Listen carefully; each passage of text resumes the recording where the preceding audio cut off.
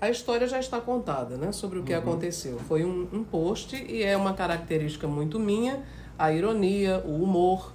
E na rede social a gente tem que se pautar pelas métricas, né? Sim. Textos ou reflexões, vídeos com análises não repercutem tanto. As pessoas não estão tão interessadas em política. Então a gente oferece aquilo que o público aceita, né? E não deixa de ser a ironia, dizem que é uma forma de inteligência que algumas pessoas não entendem. Oscar Wilde, eu acho que era dele uma frase mais ou menos assim: essa é a minha forma de expressão. Então eu estava com esse post exercitando a minha liberdade de expressão, e não será uma atitude de desconhecimento, de desrespeito, de violência que vai me fazer mudar quem eu sou.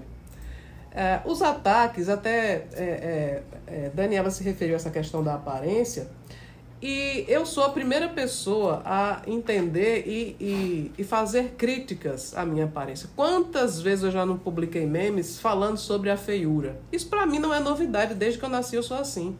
Não tenho problema nenhum com isso. Só que o que me afeta é chegarem lá e dizer: você está a serviço de determinada pessoa, você está cumprindo um papel pago por não sei quem. Isso não, isso jamais. Isso em momento algum da minha vida eu faria.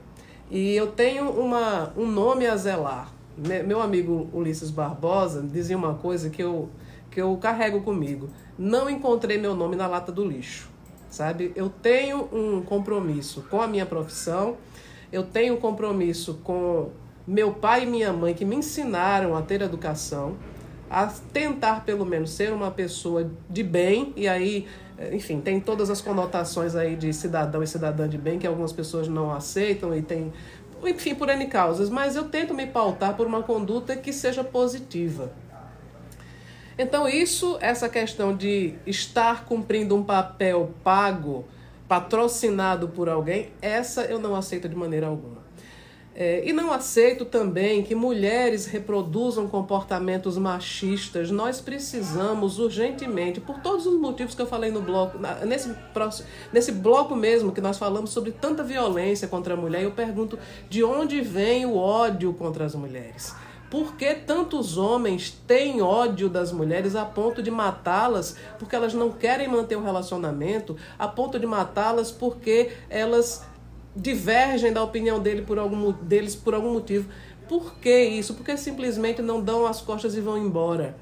E por que as pessoas odeiam tanto as mulheres que não podem aceitar que as mulheres tenham opinião? Por que as mulheres não podem fazer graça? Por que as mulheres não podem ser inteligentes? Por que elas não podem ser primeiro lugar num prêmio de jornalismo? Por que elas não podem ser arrimo de família?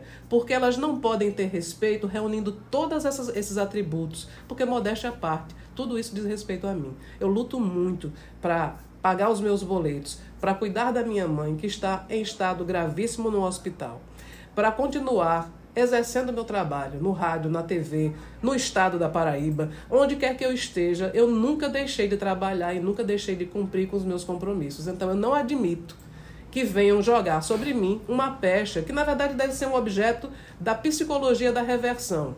Você quer jogar para o outro aquilo que há em você. Se o lixo lhe pertence, cuide dele você. Eu não tenho nada a ver com isso. Eu tenho um nome, tenho uma história, e eu trabalho a cada dia para preservar a minha reputação. Então eu não aceito nada disso. Eu agradeço demais a senadora Daniela Ribeiro. Antes de eu entrar no ar, ela estava me ligando no meio de todos os afazeres que ela tem, porque ela também já passou por situações como a que eu passei recentemente, e se tornou, num dia normal, eu teria dado risada de tamanho absurdo. Mas não é um dia normal, porque eu estou passando por um momento extremamente difícil. E para mim é difícil levantar da cama, ir para o hospital e não conseguir falar com a médica que atende minha mãe, porque o horário dá choque. E eu ter que aceitar as minhas limitações. Então, não é também normal, porque no post anterior, quando eu recebi o prêmio, eu não tive condições de ir ao Prêmio Sebrae. Eu estava no hospital com minha mãe. porque eu tenho que priorizar o cuidado com ela. Eu não poderia deixá-la lá e ir para um prêmio. Não há condições, embora eu soubesse que existia uma chance de eu ganhar. Alguma coisa até me dizia que existia, porque a minha matéria também não é sobre Cláudia Carvalho. A minha matéria, a matéria que eu fiz, foi na verdade inspirada numa causa muito interessante, que também é um perfil diferenciado. As mulheres que estão cumprindo medidas socioeducativas, elas não têm o mesmo perfil dos homens. Muitas vezes elas entraram nessa fria porque foram obrigadas por um homem, ou foram obrigadas por circunstâncias. Se elas tiverem alternativa, elas saem. E lá na penitenciária Júlia Maranhão existe uma alternativa. Você vai dizer, é muito simples, é muito comum, mas é uma alternativa e funciona. Porque quando você quer, você faz. Quando você não quer, você arranja uma desculpa.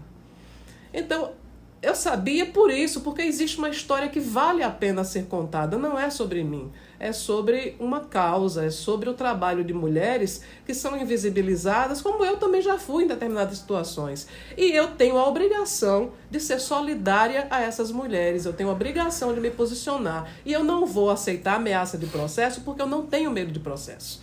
E se eu estou com a verdade, eu vou até o fim. Então, se quiser me processar, fique à vontade. Agora, se prepare para o retorno, porque eu sei bater muito forte. Muito bem. 11h02 para a gente encerrar esse bloco, seguindo com a tradição da